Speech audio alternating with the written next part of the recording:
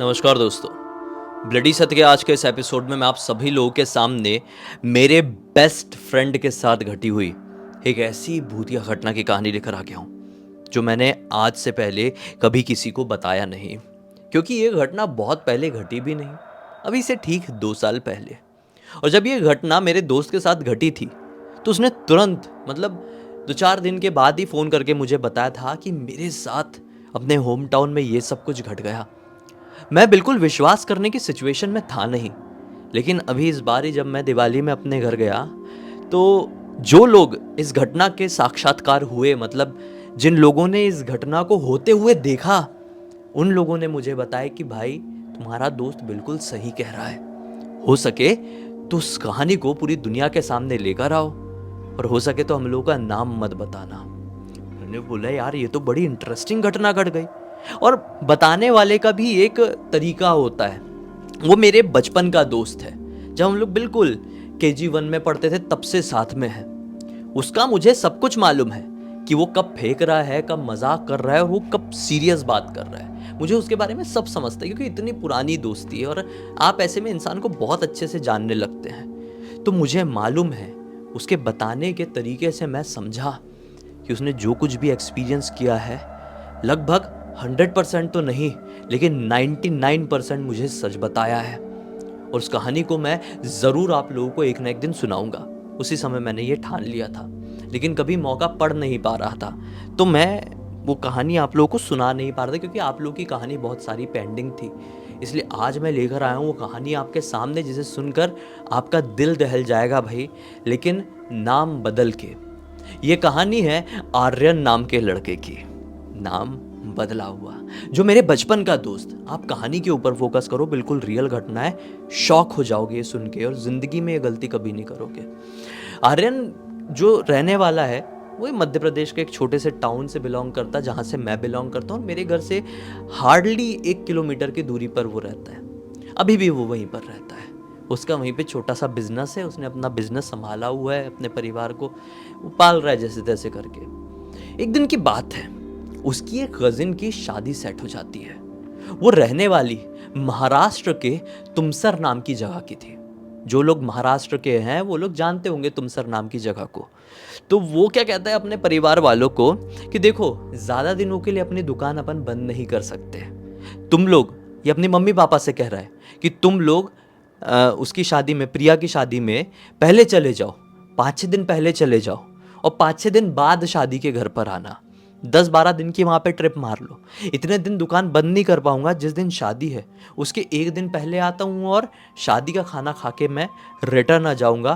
क्योंकि देखो, दिवाली अब भी कंप्लीट हुई है और अभी 1-2 बड़े बड़े त्यौहार आने वाले हैं, तो अपनी दुकान अभी अच्छी चल रही है, उसको ज़्यादा दिनों के लिए बंद नहीं करते। बड़े बड़े त्यौहार मतलब क्रिसमस आने वाला है, न्यू ईयर आने वाला है, तो दुकान को खोल के रखना है, उसका ये मकसद है। तो घर वाले भी उसकी इस बात को समझे, और उसके पेरेंट्स शादी करने के लिए तुमसर चले गए।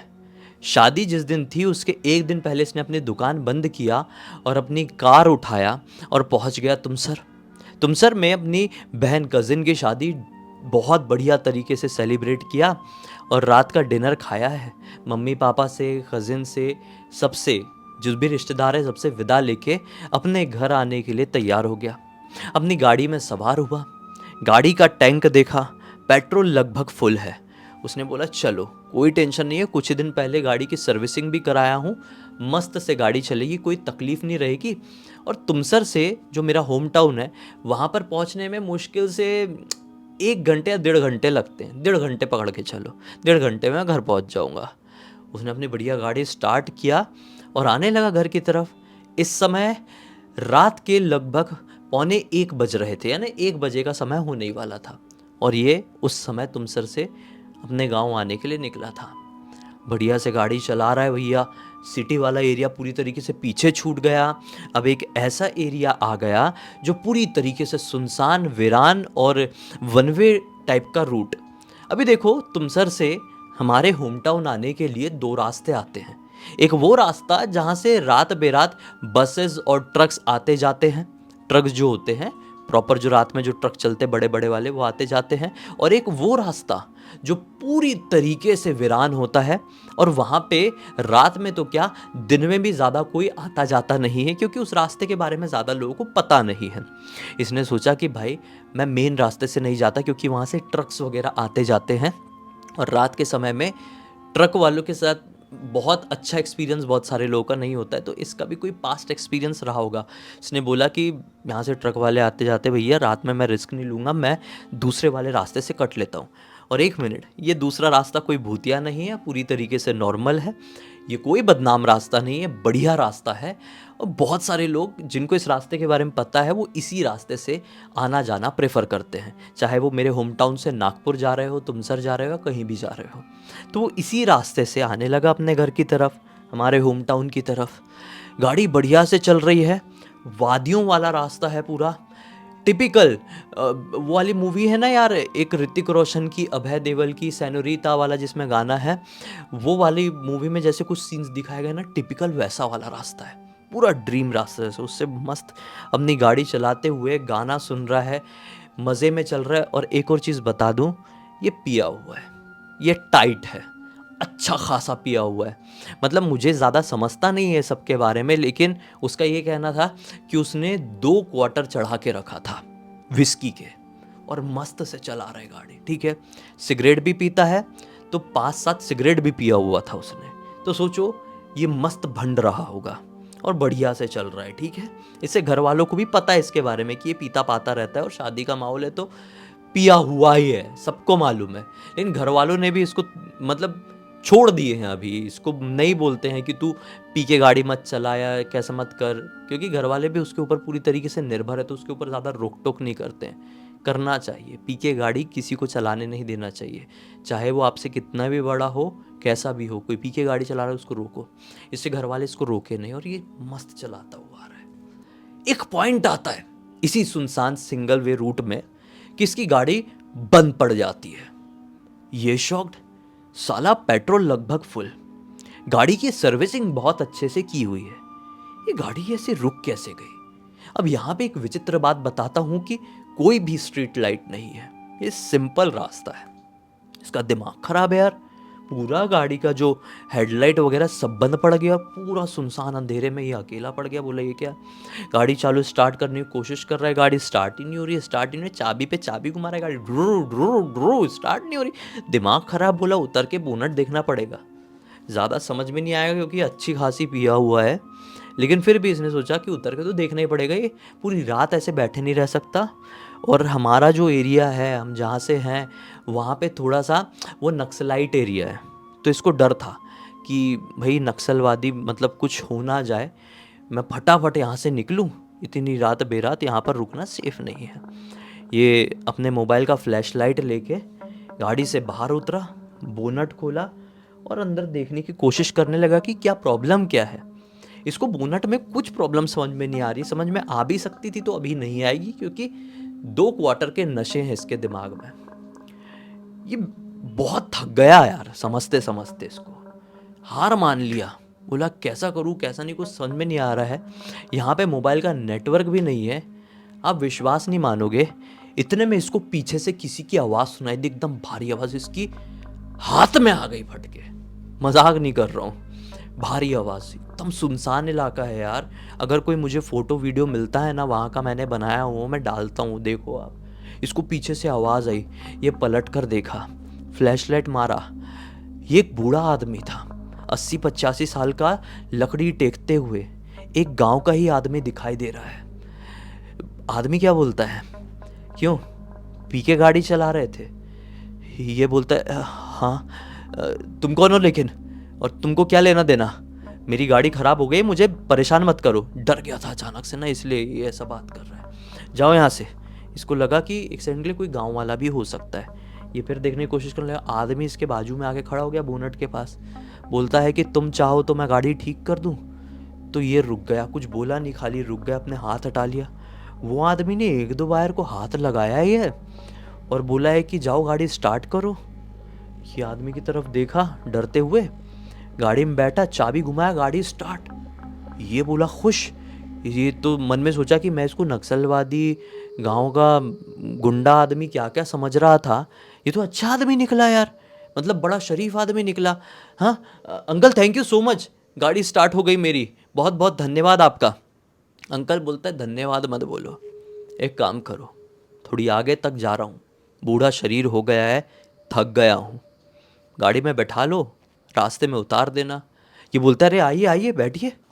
अंकल जो को ड्राइवर सीट होती है ना, ड्राइवर के बाजू वाली सीट, उसमें जाके बैठ गए और मस्त से गाड़ी स्टार्ट हो गई और ये चलने लगे।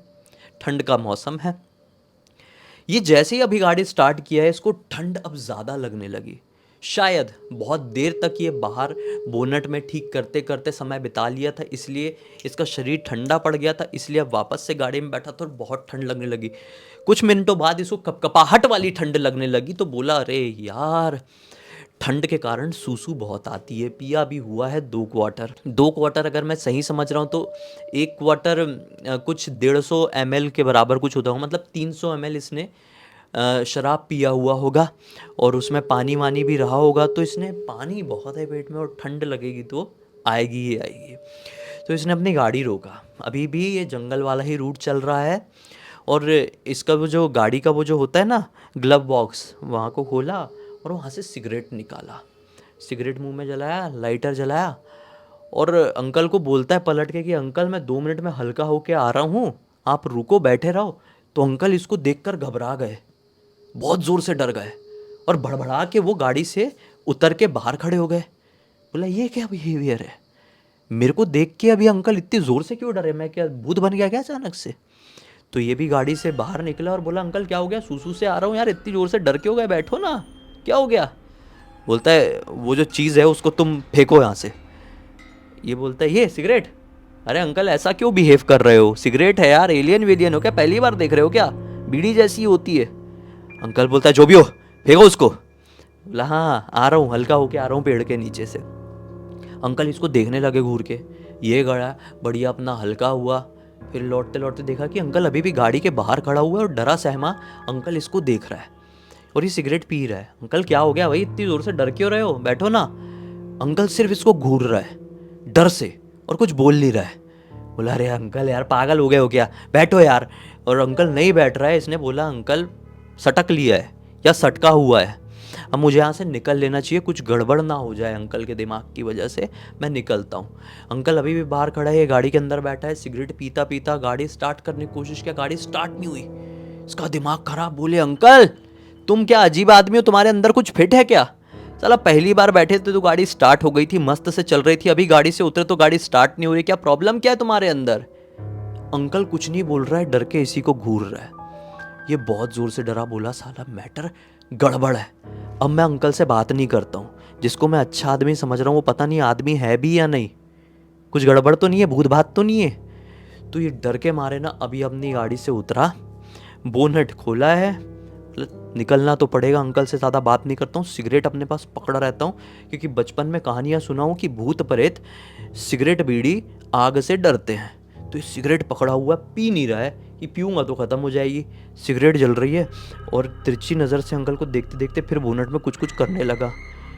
पता नहीं अंकल बाजू में खड़ा था, आँख से फट से ओझल हुआ, इसने देखा अरे अंकल नहीं है, और बोनट जैसे बंद किया, अंकल इसको गाड़ी के अंदर बैठे हुए दिखाई दिया और अंकल का जो सर है ना वो यहाँ से 2 हिस्सों में बटा हुआ। अरे बाप रे, इतना जोर से ये डरा, ऐसी चीख मारा, सिगरेट टिगरेट फेंका और भागना शुरू किया, बहुत तेजी से भागना शुरू किया। वो गाड़ी अंकल ड्राइवर सीट में बैठा हुआ इसके पीछे भागना शुरू करे। अब एक तरफ खाई जैसा है और दूसरी तरफ तो अलग ही एरिया, मतलब वहाँ पे उतर नहीं सकती है, रोड ही रोड भाग रहा है और गाड़ी इसके पीछे पीछे भागते भागते भागते भागते 1 आध मिनट बीते हो गए। उसको दिखाई दी एक दुकान, बोला वो दुकान दिख रही, दुकान के पीछे जाके छिप जाता हूँ। वो दुकान की तरफ गया कि उसका पैर एक पत्थर में लगा और ये मुंह के बल फट से गिरा है और गाड़ी खाड़ से इसके दोनों पैरों को कुचलती हुई दुकान में जाके भाड़ से एकदम पिल गई। गाड़ी पिल गई दुकान के ऊपर, पेल दिया, जो भी गाड़ी में बैठा हुआ था उसने दुकान को पेल दिया गंदी तरीके से। और आवाज़ बहुत ज़ोर की आई, इसने भी चीखा, दुकान की शटर में गाड़ी पिली है। और उस दिन दुकान के अंदर दुकान का आदमी कोई सो रहा होगा, वो डर के बाहर निकला, मेरी दुकान को किसने पेल दिया भाई। बाहर निकला तो गाड़ी के अंदर उसको कोई नहीं दिखा और बाहर पड़ा हुआ दिखाई दिया मेरा दोस्त आर्यन, दर्द से एकदम बिलबिला रहा है। दुकान वाला आदमी अच्छा, तुरंत एम्बुलेंस को फ़ोन किया, एम्बुलेंस आई है। दुकान वाला आदमी खुद एम्बुलेंस में इसके साथ बैठा और आर्यन देखो नशे में था, दर्द कम हो रहा होगा या दर्द की तरफ इतना दिमाग नहीं रहा होगा। आर्यन इससे पूछता है, भाई गाड़ी के अंदर जो था तुमको दिखा कि नहीं दिखा? दुकान वाला कहता है कि भाई गाड़ी के अंदर कोई था ही नहीं। आर्यन बोलता है, क्या बात कर रहे हो भाई? आधे मुंह का वो बूढ़ा हुआ आदमी बैठा हुआ था। इसके बोलने का मतलब ये था कि अंदर जो आदमी बैठा था उसका सर दो टुकड़े में बटा हुआ था। वो आदमी कहाँ है? तो दुकान वाला बोलता है, गाड़ी के अंदर कोई भी नहीं था भाई, हुआ क्या तुम्हारे साथ, पूरी बात बताओ। तो एम्बुलेंस में जाते जाते ही दर्द के साथ आर्यन ने पूरी बात उस दुकान वाले को बताया। दुकान वाले ने बोला, भाई आज से कुछ ही महीनों पहले की बात है, 2 शराबी लड़के अपनी 4 व्हीलर से, बड़ी 4 व्हीलर थी, एकदम भंड थे, तेज़ी से आ रहे थे और एक परिवार रोड क्रॉस कर रहा था। गांव का ही कोई था, बूढ़ा आदमी था, उसकी पत्नी थी और उसकी बेटी थी और उसकी नातन थी। उन चारों को उड़ा दिए ऑन द स्पॉट। वो चारों लोग ख़त्म हो गए। उसके बाद यहाँ से जो कोई भी जाता, बहुत सारे लोग शिकायत करते कि उन्हें उन परिवार के लोग, वो जो वहाँ पे ख़त्म हुए थे उस एक्सीडेंट में, वो दिखाई देते थे। शायद तुम्हें भी वो बूढ़ा आदमी दिखाई दिया, तुम भी शराब पिए हुए थे, इसलिए वो तुम्हें वो समझ के बदला लेने के लिए आया तुम्हारे पास। इसने कान पकड़ लिया कि आज की बात ज़िंदगी में शराब पी के गाड़ी नहीं चलाऊंगा। इसके दोनों पैर फ्रैक्चर हुए, लेकिन फिर फ्रैक्चर ही था जो ठीक हो गए। लेकिन यहाँ पे एक ऐसा घाव पड़ा, यहाँ पे ऐसा घाव पड़ा कि ज़िंदगी में फिर इसने ढंग से शराब को हाथ नहीं लगाया, और बाय चांस थोड़ा सा लगाया भी तो कभी पी के गाड़ी नहीं चलाया। इस पूरी घटना की जानकारी मैंने आपको बताया ना, मुझे थोड़ी पहले ही मिल गई थी, लेकिन मौका नहीं मिल पा रहा था आप लोगों के सामने लेके आने की। अच्छा दिन ढूंढ रहा था, आज लेकर आ गया। तो इसी बात पे अब तक इस वीडियो को देख लिए तो लाइक ज़रूर कर देना, चैनल को सब्सक्राइब करके बेल आइकन दबा के ऑल के ऑप्शन में क्लिक करना, क्योंकि इसी तरह के हैरान कर देने वाले खौफनाक वीडियोस डेली आप लोग के सामने लेके आता रहता हूँ। इंस्टाग्राम के लिंक इस वीडियो के डिस्क्रिप्शन बॉक्स में मिल जाए, क्लिक करके डायरेक्टली वहाँ पर पहुँच जाना। और इसी तरह की कोई भी कहानी, टॉपिक या जानकारी आप लोग के पास भी है भाई, तो लिख भेजना ना। हो सकता है मेरा अगला वीडियो भी बिल्कुल इसी तरह से आपके लिए भी बन रहा हो। तो चलिए कल फिर से मिलते हैं, तब तक के लिए बहुत बहुत धन्यवाद। आपका दिन शुभ हो।